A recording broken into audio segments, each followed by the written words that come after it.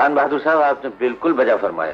مری جا کر تو مجھے بہت ہی فائدہ ہوگا. بالکل صاحب ہمارے ساتھ رہو گے تو یہی ہوگا. صاحب آپ کا ٹیلی گرام. اچھا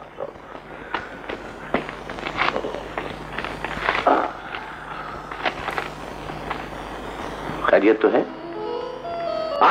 بالکل خیریت بھائی. راشد آ رہا ہے ولایت سے. راشد؟ ہاں میں ان سے پہلے ملا ہوں. نہیں تم ملے تو نہیں ہو لیکن ملو گے تو بہت خوشی ہوگی. میرے بزنس پارٹنر کا بیٹا ہے. اچھا مجھے بہت پسند ہے. ظاہر ہے آپ کو پسند ہے تو بہت سی خوبیوں کا مالک ہوں. اچھا مجھے اجازت دیجیے میں کل حاضر ہوں. آنا ضرور. بھائی وہ راشد سے بھی کچھ مشورہ لے لیں گے. اسے بھی اس کام میں خاصی دلچسپی. خدا خدا.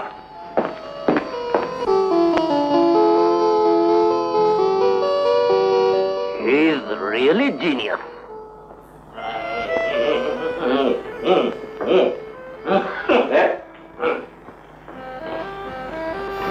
ابھی یہ میرا دفتر ہے یا نائی کی دکان؟ بھائی اس سے کیوں ناراض ہو رہے ہو؟ وہ تو میرے حکم سے میری خدمت کر رہا ہے. تو آپ اسے اپنی خدمت کے لیے گھر کیوں نہیں لے جاتے اپنے؟ وہ گالیاں سنیں ہم آپ کے لیے, ذلت اٹھائیں آپ کے لیے. کیا ہمیں اتنا بھی حق نہیں کہ ہم آپ کے چپراسی سے اپنی نازک گردن دبوا سکیں؟ ہائے لوگوں کی گالیاں اور اس کافر حسینہ کے سینڈل. کس قدر خوبصورت منظر تھا. کاش تم بھی وہاں موجود ہوتے. آخر ایسی مصیبت کیا آ گئی تھی؟ میرے برادر, میں تمہارے کہنے کے مطابق افشاں کو ڈھونڈنے نکلا. گڈ. بازار میں خاتون کا میں نے دوپٹہ کھینچا. گردن گھومی تو وہ افشاں نہیں تھی.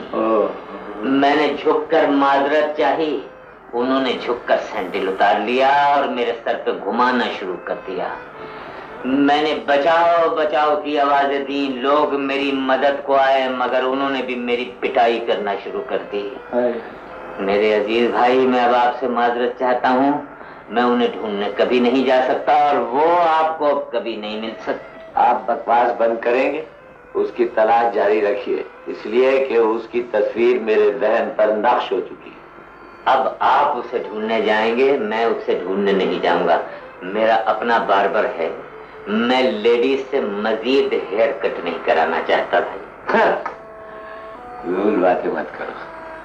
میرا دل کہتا ہے کہ اگر میری لگن سچی ہے وہ ضرور ملے گی.